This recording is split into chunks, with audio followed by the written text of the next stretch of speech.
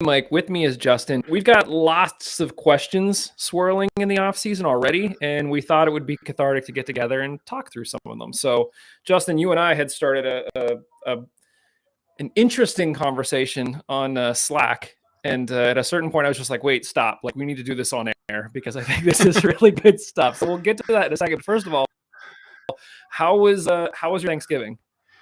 Yeah, Thanksgiving was good. It was good to be with family and stuff. We got together with my family, we got together with Laura Ellen's family, both were super fun days. And it was weird but kind of fun to have the World Cup going on at the same time and be able to sit and watch soccer on Black Friday morning and even Thanksgiving morning or whatever, but Black Friday morning, and it was a good holiday. How about yours? Same. Yeah, this was the first year that I think in a while that we sort of bounced between families on Thanksgiving Day. So that was fun. Like we went to my parents, spent a few hours there, and then we went to my brother-in-law, spent a few hours there. But yeah, the World Cup, I mean, I was going to ask you about this. It's interesting because before the World Cup started, I felt like I was like, everything going on in Qatar, like I'm going to take a hard stance. I'm not going to watch this at all. And basically it got to the US England match, and I was like, well, I kind of have to watch this, and then I was just hooked. So I was sort of watching everything since then. What's your take on the US? Obviously they lost to the Netherlands this weekend, but what's your overall take on their performance this year? Yeah, we were talking about it. Like Laura and I were talking about it over the last couple of days, weeks. I think like losing to the Netherlands was like met expectations, right? So like you hope that they always get out of their group. I feel like they had a fairly tough group, playing Gareth Bale and Wales and England, and um, I think you hope that they can get out of their group, no matter how difficult their group is. You hope they can figure out a way out of the group. You would just hope that one of these times they could get past the round of 16. But I do think you meet a team like the Netherlands. That's kind of what you get for not winning your group, where you get a second place team. Um, but I think the U.S. represented themselves well. Um, Giving the late goal to Wales was frustrating in the least. Um, the game against England I thought was great. The Netherlands game also, I thought they played well, and just couldn't find the touch. But those were the big questions going into the World Cup, was they needed a striker and they didn't seem to have one. So that kind of played out. So I feel like they met expectations. I feel like it's going to be good when a lot of these guys are. I saw a tweet with like the ages of the players currently on the team and what they're going to be in 4 years. Yeah. And so like, you think about a 28-year-old Christian Pulisic and a 24-year-old Gio Reyna and a 26-year-old Brendan Aronson, and like these guys are going to be hitting their prime, and a lot of those guys are already playing in the top leagues around the world. Yeah. Give them 4 more years in those top leagues, they're going to have a ton more experience. You would hope with them playing on teams like Chelsea and Juventus and other teams like that they're going to get some Champions League experience along the way. And so they'll be back, and I think they'll be back better than they are now in 4 years. So good stuff. There was a conversation that we were sort of going back and forth on Twitter about, especially in the U.S. England game, it felt that Christian Pulisic was the best player on the field, which is kind of ridiculous to say when you look at how stacked England's roster was. But the fact that he can't get into the starting 11 for Chelsea is just insane at this point when you look at everybody else on that list. So totally agree. I think the average age of the U.S. team was 22 years old, which was the youngest of any team at the tournament this year. So the fact that, it's going to be back in the U.S. in 4 years and these guys are all going to be hitting their prime, like we're set for a really big World Cup. Hopefully, we'll get past that first knockout round. But I agree. When we get to the knockout stages, and you sort of start to make your bracket, I had picked Netherlands to move past us, but that didn't make it any more difficult. I think what's interesting about being a US fan is you always have that hope of like, nah, we could do it. Like we could be playing Argentina or Brazil and we'd be like, there's a chance. And it's like, there's not really a chance, but we're going to say there's a chance. So yeah. I agree. I thought they did really well, all things considered, and I think that the future is bright. They do need to get a number 9 and figure out how to score, but beyond that, they got 4 years to figure that out. So, yeah, Yeah, good stuff. I think overall, overall the World Cup has been fun, and I think there's the whole backdrop of it being in Qatar and all of that maybe puts a dimmer on it or a shadow on it in some ways. But I think even like the stories of both South Korea and Japan getting through Mhm. their groups, and even Japan winning their group, I think is a fun story. I think if you're uh, a fan of chaos, Mhm. teams like Germany getting knocked out before they hit the knockout rounds, I think is a fun, it's a fun story. And I think it's been fun for Laura Ellen and I, just even the way we've dug into Brighton. Brighton had 8 players at the World Cup in different teams. I think I think Matoma on Japan is the only one still playing. I think everyone else has been knocked out at this point, but just watching those players play has been fun, and that has given me reason to go watch Leo Trossard play for Belgium and Moises Caicedo play for Ecuador, and Right. it's given me reason to watch some of the other games that I probably wouldn't have watched anyway if I was just watching the U.S. So I think it's been a fun tournament, and it'll be interesting to see how it keeps playing out. Who do you think wins it all? I have 3. I don't think they will win it all, and really, I'm a fan of anybody but Brazil at this point. So I think I would be happy if anybody other than Brazil won the tournament. I think the 3 teams that I'm rooting for, I guess, are England, Argentina, and Japan. I would love to see Messi get his World Cup to put a kind of cap on the end of his career. And then I think it would be nice to see it go home to England at some point. Yeah. And I think they have a good team this year. And then I love Matoma, who plays for Brighton, who plays for Japan. And it'd be fun to see them progress deep into the tournament. But I think that's probably the least likely of the 3. Yeah. Yeah, I'm holding out hope for Messi. You mentioned sort of players that play for your club team at this point. I think officially as of this weekend, Poland are now out.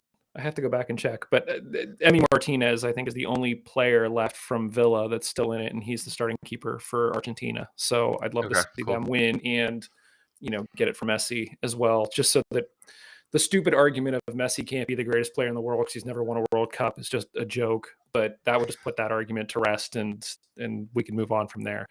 So I'm holding out for Argentina, but we'll see. Yeah. So yeah, lots of World Cup stuff. I got myself in a little bit of trouble this weekend as well. So on Twitter, we've been trying to keep an eye on. We're going to talk about some of the players that are leaving and all of that. And because the team hasn't released any news yet, the Hounds, we're like in the Hounds talk now. Because the Hounds haven't released any news as to who's staying, who's going, we're sort of getting all of our information secondhand. So we're going to talk about Cicerone here in a second. And we knew that Cicerone was leaving because Cicerone put out his own tweet, and then Sacramento put out a tweet welcoming him to the team. So we've just sort of been keeping an eye on what players are doing what. And Ordonez put out a tweet where he was, I guess, the University of Pittsburgh had asked him to make a video cheering on Pitt's men's team, which are now in the equivalent of the Final Four for college soccer. And in the video, he was wearing a Houston Dynamo shirt.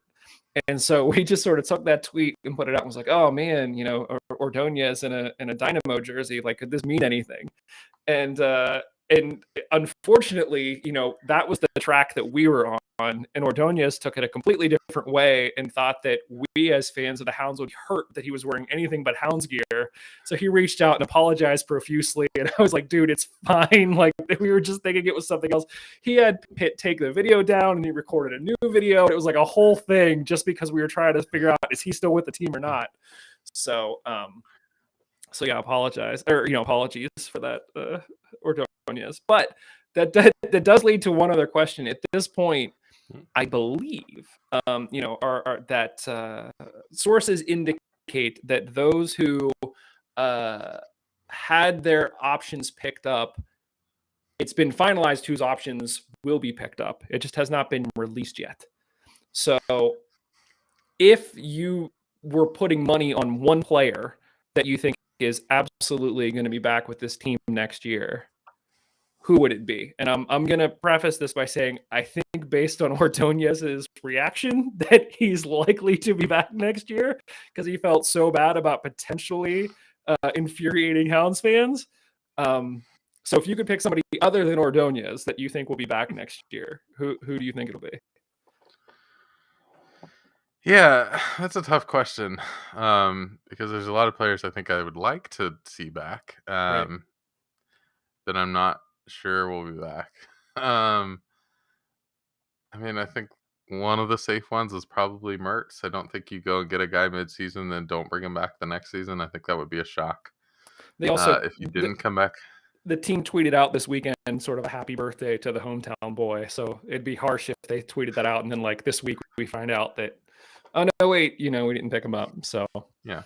yeah. I think the other person I'd be really surprised is Jamali Waite. I think you Mm. don't have a rookie keeper like that who has a decently good season, kinds of finds his real form mid-season, and then you don't bring him back the next season. So I'd be real shocked if Yeah. Waite wasn't back. The other thing that we should probably preface this with is that we're actually recording this on Sunday night. So by the time we release this on Monday night, the team may have already announced who's staying. So this might be old news. Hopefully not. But yeah, a little bit of time traveling there. You may know something that we don't.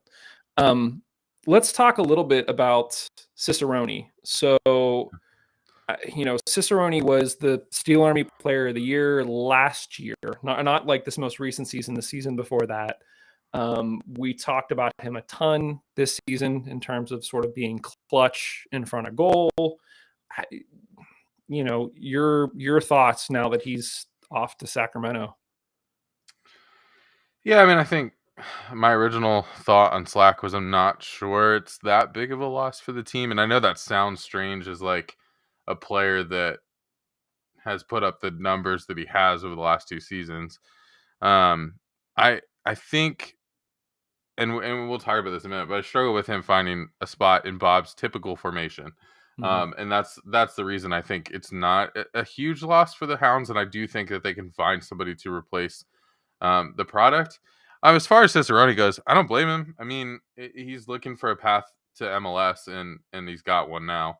And so I think it's a hard thing to kind of turn that down when you have kind of that direct line there. I mean, Taylor Washington did the same thing, right? He left and went to Nashville, and Nashville ended up taking him to MLS, and now he's an MLS player and gets all kinds of plaudits that way. But so I don't really blame Cicerone for doing the same thing. I mean, I think he has obviously developed in his career at this point from the first time he was in MLS, because I think he's been there before.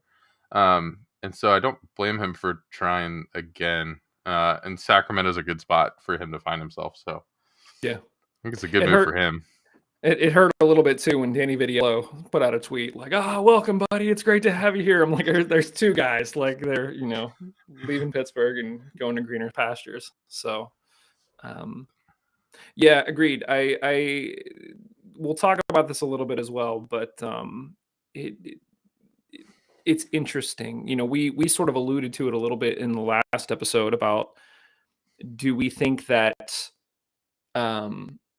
from a strategy standpoint, that there was a ton of strategy as it relates to offensive output this season. I think you pointed out that Kenny had like a bajillion crosses and like nobody else did. Like it was just, once we got into the final third, there didn't seem to be a ton of cohesion there.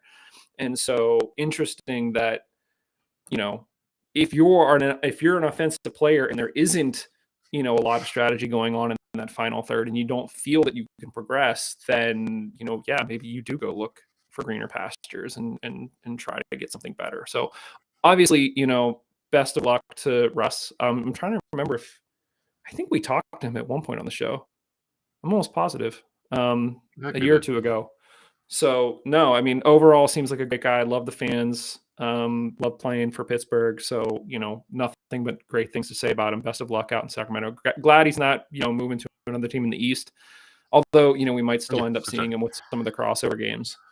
But, when we did start talking about this on Slack, that was what sort of led to, you saying that maybe it's not a huge loss, and that started talking about formations a little bit, and that's when I sort of put the brakes on it and said, let's do this on the show. So why don't we talk about, you have theories about sort of Bob's best formation. So let's talk about this a little bit. What do you got? Yeah, for sure. I mean, I think it's interesting because I think Steve's first comment to my thing was like, no, what he does all the kinds of different things, and yeah, he does. I mean, I think any good coach is going to have several formations that they can play and that they can do, but I think Bob typically comes back to kind of a back five, midfield two or three, however you want to kind of label that, and then a front three ish. And it's hard to kind of label it because he plays with the back five, and they really rely on those wing backs to get up the field and to create some offense that way. And so I think I think it's been pretty consistent over the years as I kind of thought back through the players that have done well in Pittsburgh, that have stayed around in Pittsburgh. And so when you look at when you look at our defense, you look at we usually play with a back three. That's pretty consistent. There has been times where Bob's come out with a back four, but I think we play with a back three most of the time. I think some of those times early on where you had Greenspan, Van Kiezel, and Roberts, or Toby Adewale, that's kind of the most obvious. But I think now you're seeing it with guys like Peters and Wheat and and Ordonez, and you see that kind of play out, and that's typically what he goes with. And then you've got your wing backs, and it's like Dover and James were kind of Jordan Dover, Ryan James were the best at playing those roles, but I think Danny Rivera has played that role well at different times. I think Nathan Dos Santos was great this past season, and a guy that I definitely want to see around come next season. I think Alex Dixon has played kind of in that role before, although he tends to not defend all that much. And so that's been pretty consistent. And then you have your two midfielders, obviously Robbie Mertz, Danny Griffin are kind of the current two. Kenny's played there at different times. Zemansky, Dabo have all played there and kind of held down the middle of the field in a lot of ways. And then you have Kenny, and I think Kenny's a little bit of I don't know what Kenny plays. I'm not exactly sure what Kenny plays. But I think that leaves us a little bit of hole in the field there without an attacking midfielder in some ways. And then you generally have two other attackers. I think obviously you've got one that stays central, and I think that's been Dequa, Kelly, Nico Brett. I mean, there's been a lot of Steven Dos Santos has played that role and generally sits in the middle of the field. And then I think you have the other that tends to drift left as Kenny drifts right. You've got your left kind of drifting fielder, and that's been Cicerone. And so that's where I'm wondering. I think he's a lot stronger when he can stay in the middle of the field, and I think that's what we saw over the first 6 games of the season was when Dequa and Cicerone could get on the run and stay central and play quick in transition. Goals were coming, and then Dane Kelly would come on, or Dane Kelly would come off, and Dequa would come on, and it just created problems for the defense overall. And so that's why I'm wondering, I think Russ might be looking for either a way that he can play an out-and-out winger and he can be out on the wing, or he can stay central. I do think he's probably a little bit stronger in a 2-striker pairing, which is not typically where Bob plays, I don't think. Right. I think it's just an interesting, I think it's an interesting thing that seems to be where he's landed. Yeah, no, for sure. And you harken back to those original first 6 games of the season. I remember, what was it, Detroit? We actually played him as a number 10. Like, we played him behind Dequa. And that was very interesting. And it seemed he was starting to figure things out there in a way. And I remember us talking about it. Like, if we could move him into that 10 position, that would give us a completely different look. Yeah, interesting. So go ahead. Kind of my thought with that is like, and where I kind of am landing with that, or where I kind of sit with that, is I would really like to see Bob go, like, just commit to that formation and find players that fit that formation. Now, in the modern day USL, you have to be flexible. You have to be able to play a back 4 at times. You got to be able to play 5 at times. You got to be able to shift around, move people around the field. If you're too predictable, nobody knows exactly what you're doing. But I think the key the key the key component to me still is I think you need a assist master, and I think it sounds weird that we're saying that when we have Kenny Forbes on our team. But I think you need somebody who can creatively unlock a defense. And that's where I think we've struggled over the years is Kenny gets a lot of his assists from corners, from getting out on the wing and driving balls in from set pieces. He gets a lot of assists that way. Not that he can't get them in the run of play, but it seems like he gets a lot of them from set piece type plays. Mhm. And I think I would really like to see the Riverhounds go and get someone like Leo Fernandez at Tampa who can really just like unlock a team that sits back. Mhm. Those are the teams that I feel like we've had problems with in the past. Like I think this year was a little bit different. We had problems with teams who were good this year, but like I think in the past we've had problem with teams who sit back and defend because we just go out to the wing, Kenny Cross, go out to the wing, Kenny Cross, go out Yeah. to the wing, Kenny Cross.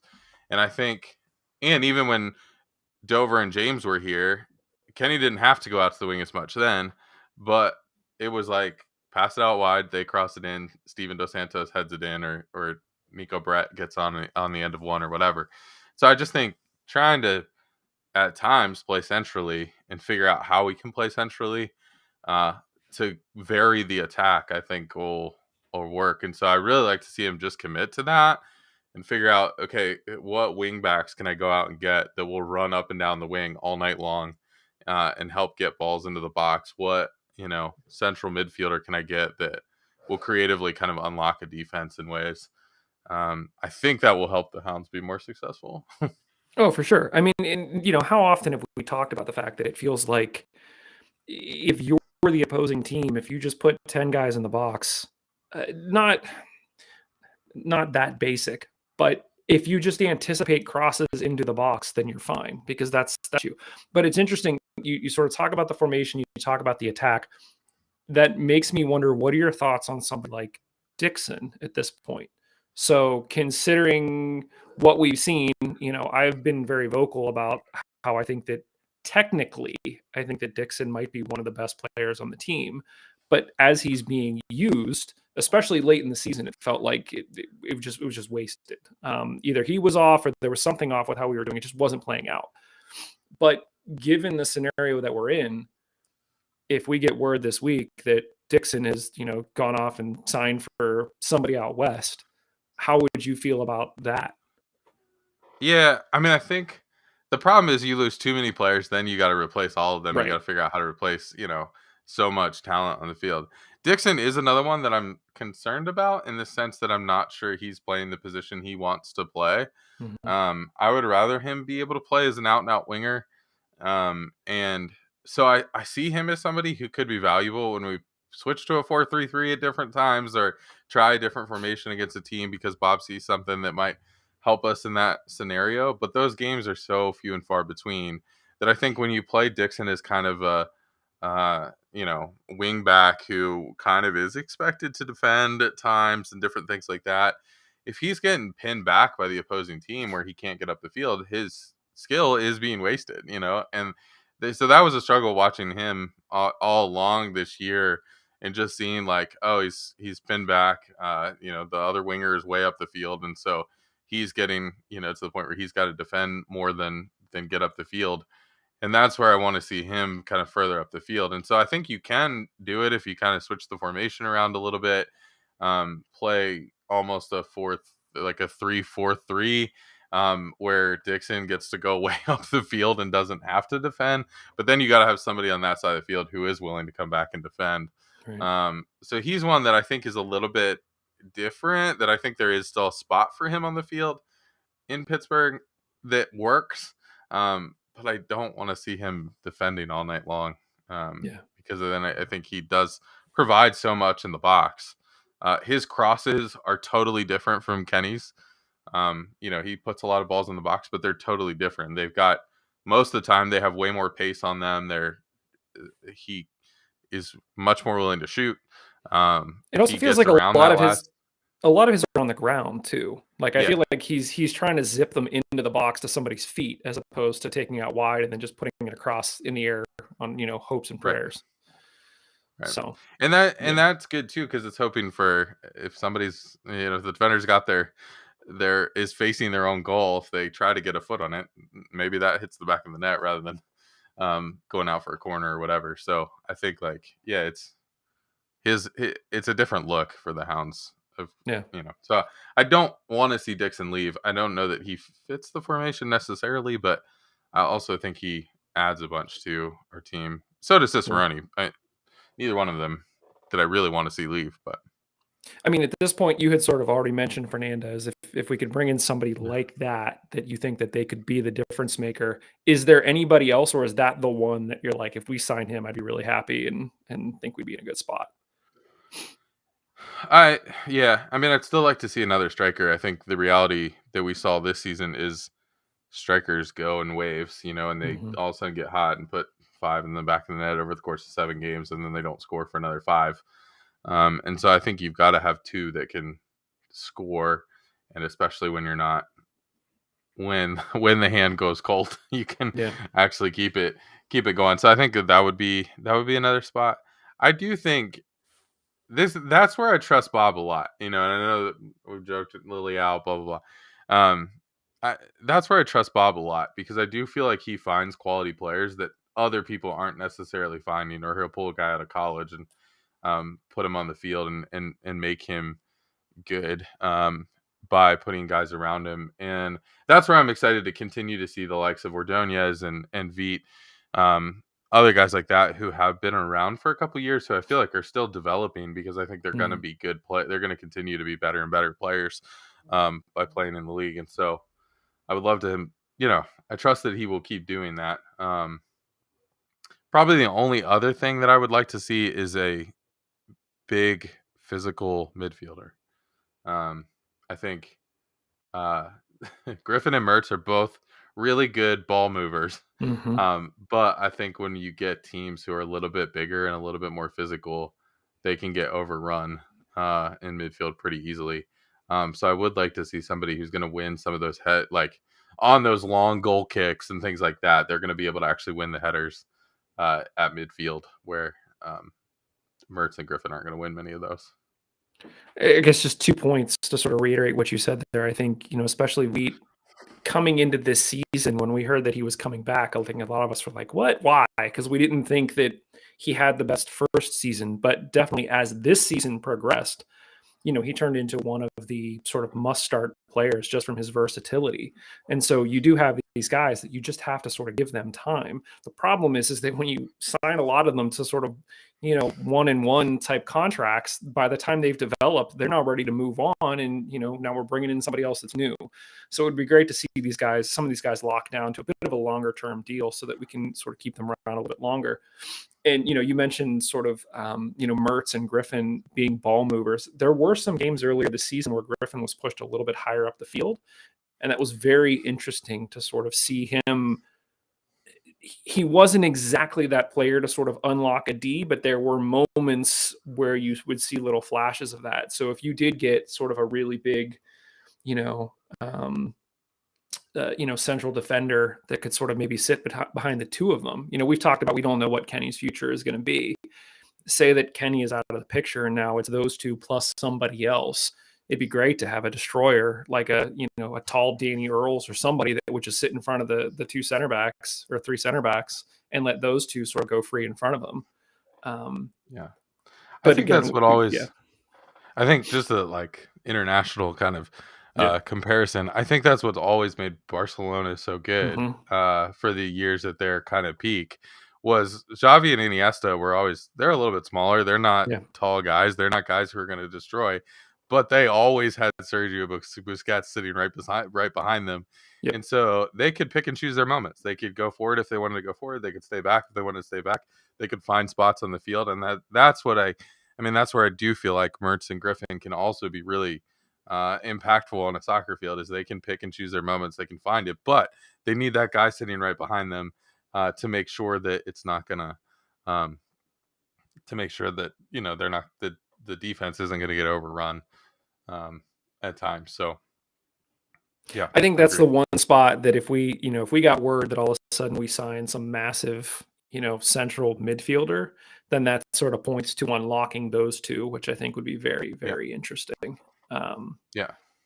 So we'll see. I know there's a lot of teams out there that are announcing individual signings. I don't think I've seen a ton announcing like everybody that's back. It's sort of in these one-off, bringing in Russell Cicerone or whoever it may be. So you have players that know they're not coming back, but teams haven't officially announced yet. So hopefully we'll get some word here about who the Hounds decided to keep coming up soon, and then who else they're considering bringing in. Although, Bob is notorious for not necessarily bringing in a bunch of people right away. We know he likes to have his training camps, early in the year, put everybody through their paces, and then sort of slowly announce people who make it through the training camps, even if they're sort of, veterans. There's only a few that get through that without having to go through that process. I think Russ was one of them. Dane Kelly was one of them. But for the most part, most players have to go through that whole training camp process. So we'll see if something changes there. Any other thoughts on the Hounds at this point? No, I mean, I'm excited to see kind of who that initial core of players coming back is. I think that'll give a good idea. I mean, that'll give a decent idea of where Bob's going. I do think Bob's also definitely willing to sign the best player on the field, no matter what position they play. Yep. As far as those training camps go, and so he'll take a flyer on a player who may not really fit his system, but he'll find a spot for him. I think Tommy V was like a definite kind of example of that. Of like, he didn't really fit that central defensive like that central defender role, but he made it work. And so I think Bob's good at that. And so, yeah, I'm excited to see kind of where he's going a little bit, or where his plans are kind of initially, and then see kind of what develops over the season. The further and further away I get away from this past season, the better and better I feel about 2023. So we'll see. Yeah, I think that's totally fair. Just a few more things to sort of touch on, and then we'll get out of here. One, I did mention that Pitt made the College Cup, which is basically the equivalent of the Final Four. They beat. I thought the stat was amazing. They beat Portland 1-0 after outshooting them 27-5. So it ended up going into extra time. They got the goal. They move on. They're going to end up playing Friday against Indiana. And if they win, then they'll head to the finals against either Syracuse or Creighton. So obviously, best of luck to the Pitt team. That program still like blows my mind. I remember 4 or 5 years ago doing podcasts with John Krasinski talking about like how this team was struggling and how they were going to bring in this new coach. And like, it seems like in those few years, the scenes, from playing, is it Ambrose, where they play up at Pitt, and it's just a packed stadium with crazy fans, and it's insane. It's amazing. It's really, really great stuff. So best of luck to the Pitt squad on Friday. Hopefully they can move on and make it to the finals. That's actually pretty amazing. I haven't paid attention to that too much, but to have those 4 teams, I mean, I guess Creighton is California, but like that's amazing to have those 4 teams as your Final Four. Like no North Carolina, no Duke, no Florida. Like there's no Southern schools that seem to have better weather throughout the soccer season. And then you've got Pitt, Indiana, and Syracuse. All in the Final Four. That's crazy. One other thing that I just wanted to sort of throw out there, and I'm sure you have thoughts on it. There was a recent Post-Gazette article where they were talking about the USA versus England game that the Hounds had put on the scoreboard down at Highmark, so people showed up. They watched it. In the process of doing that article, they interviewed Jeff Gardner, who we've had on the show, president of the team, and Jeff sort of heavily implied that he'd like to bring a women's team to Pittsburgh. So he specifically was saying that he knows that there's a lot of growth with the women's academy, and he would like to, I think his phrase was, close the loop on that. And so I know the WSL has been hyping up a lot of new teams, and there was a tweet they put out, and I saw a bunch of teams listed, and I was sort of holding out hope that Pittsburgh would just appear there. But yeah, just your initial impression on hearing that. What are your thoughts? If closing the loop on an academy is not the most corporate speak I can think of, I don't know. I don't know what is. I mean, a couple things there. One, side note to this whole conversation: the amount of people that showed up at Highmark on a cold Friday morning to watch to watch the U.S. England game was super impressive to me, and I Mhm. thought that just shows how the sport is growing. And saw some Steel Army folks in the pictures and everything else, but just cool to see how the sport is growing and just how it's being received in Pittsburgh and growing in Pittsburgh. So that was Well, cool. and real quick too, not only just that, but I even saw against the Netherlands, the Hotspurs, the Pittsburgh Hotspurs, were tweeting out pictures of like bars in New Kensington, like not even close to downtown, that were packed with people watching these games together. So yeah, no, Yeah, very, very cool. yeah, very cool. I mean, as far as the women's team, I love it. I think I hope it happens. I hope it happens in a good way. And here's why I say that. I think I'm struggling with I think I'm struggling seeing what happened in Chattanooga with the men's teams there. Mm, Pittsburgh already has a pretty good women's team that has been around for a while, who has tried to continue to make it, who has tried to continue to grow the sport here, in Pittsburgh. And I've been to a couple of the Steel City FC games, and they're fun. They're fun games to go to.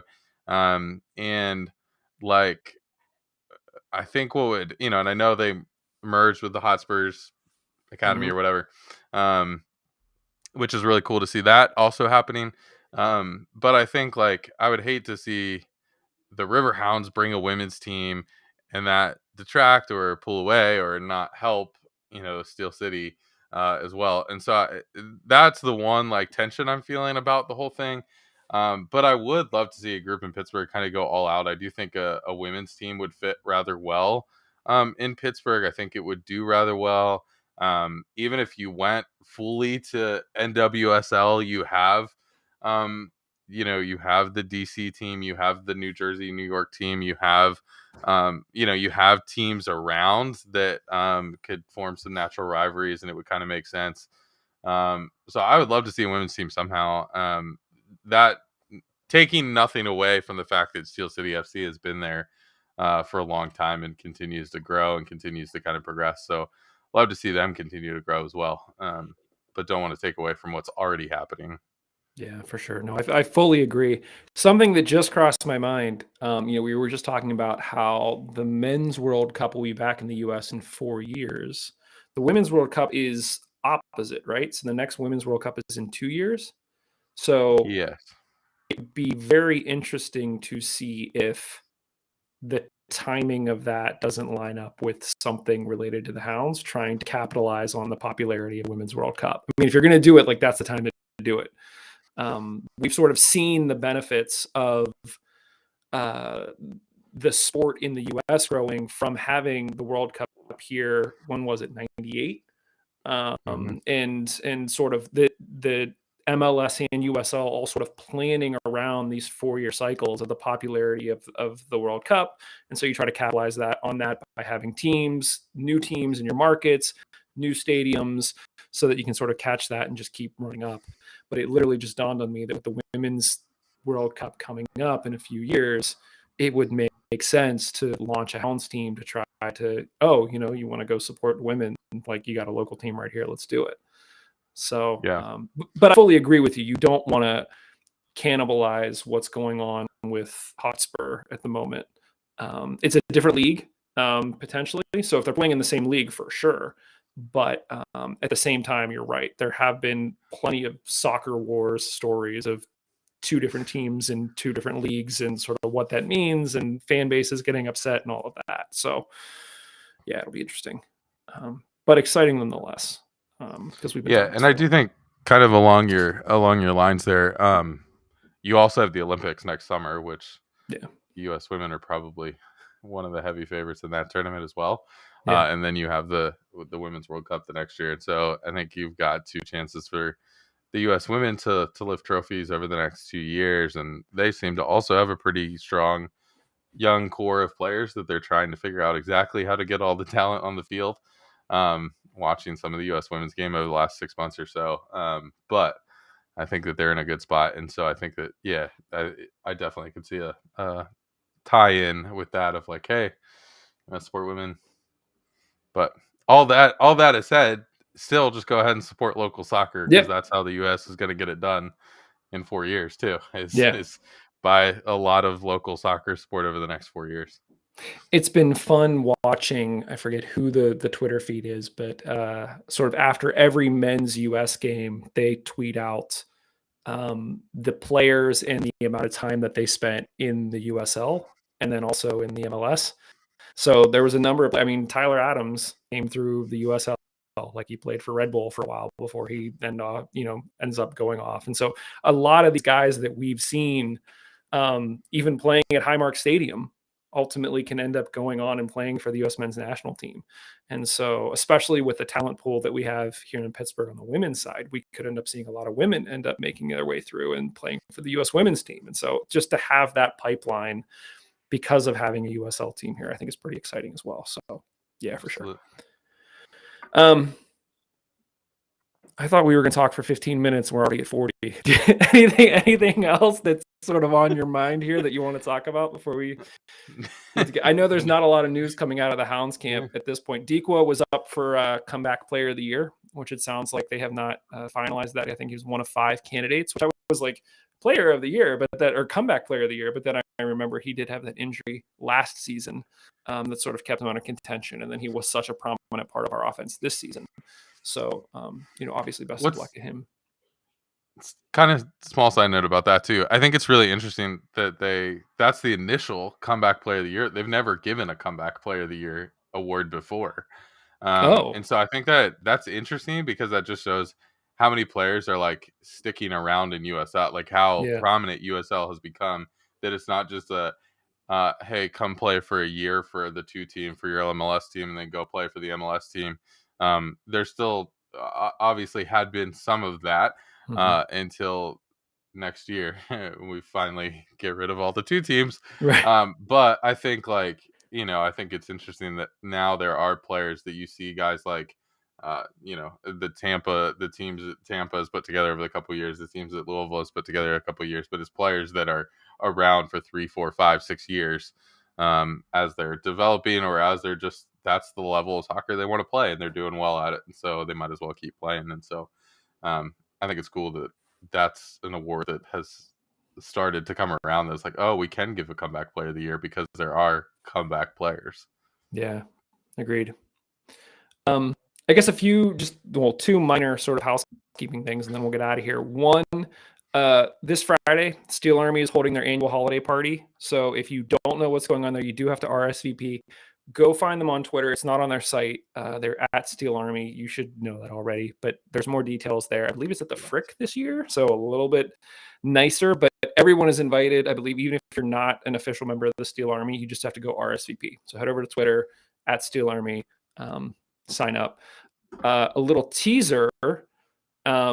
We probably won't be back next weekend unless, the team announces the player list and then we have something to talk about. But the following week, we will be doing something a little special. Just a little teaser.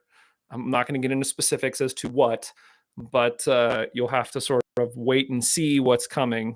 For those of you who remember, we used to do this 3-4 years ago. We always had sort of a special end of year episode kind of thing. And so if you've been around with us long enough and you sort of remember those, there's a little hint there as to what might be happening, but still ironing out some details, and we'll let you know as we get closer, but stay tuned for that. Otherwise, yeah, Justin, appreciate you jumping on and sharing some thoughts. I felt like this was productive, and there's a lot of stuff that I sort of had on my mind. I was like, I just want to talk to somebody about it. So the fact that we could just do this was great. Yeah, I think that's all for this one. Yeah. So thanks everybody. Weekly reminder that Black Lives Matter. We are proudly part of the Beautiful Game Network. You know all of that. Otherwise, we appreciate you hanging out, and we will talk to you all very, very soon. Later.